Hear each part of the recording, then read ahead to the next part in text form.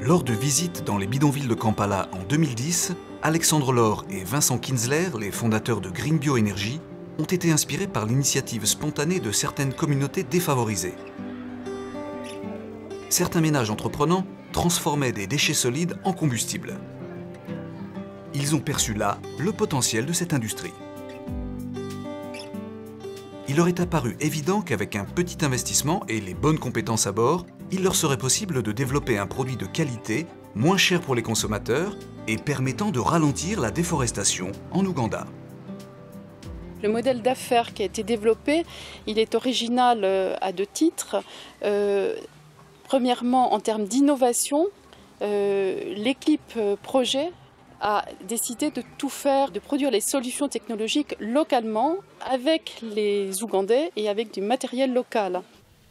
Le modèle économique est un modèle original dans la mesure où il est complètement adapté au contexte local, qui est un contexte d'extrême pauvreté, puisqu'il s'agit de fournir une alternative au charbon de bois, qui est le combustible utilisé à très grande échelle dans les quartiers les plus pauvres de Kampala.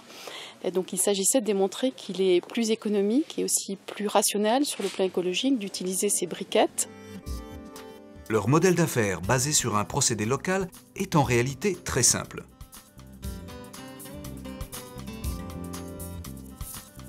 Après le ramassage dans les quartiers défavorisés de Kampala de poussière de charbon et la récupération auprès de leurs fournisseurs de déchets carbonisés, le tout est transporté vers le site de production.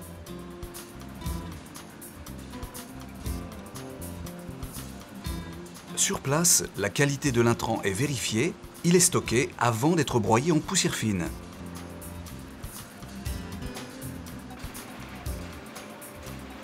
Cette poussière fine est mélangée dans un mixeur automatique à un liant à base de farine de manioc. Pour obtenir des briquettes de charbon, ce mélange est alors pressé et découpé par une machine ayant une capacité de production de plus de 3 tonnes par jour. En fonction de la saison, il faut compter entre 2 et 10 jours pour obtenir des briquettes séchées, prêtes à être emballées et distribuées. Le prix Suez Environnement Initiative Institut de France va permettre à Green Bio Energy de former à plus grande échelle des ménages pauvres et les préparer à devenir des fournisseurs de déchets carbonisés.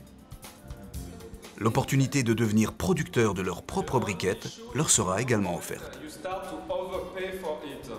Pour ce faire, la clé du succès, c'était de convaincre les communautés qu'elles avaient intérêt à changer leur comportement de consommateurs, et qu'elles en retiraient un bénéfice économique, et également qu'elles seraient complètement impliquées dans le projet sur le plan social. Ce qui a été salué dans la récompense qui a été accordée à ce projet, c'est principalement ça, c'est cette vision locale, mais en même temps rationnelle sur le plan économique, qui est garante de la durabilité de ce projet à terme.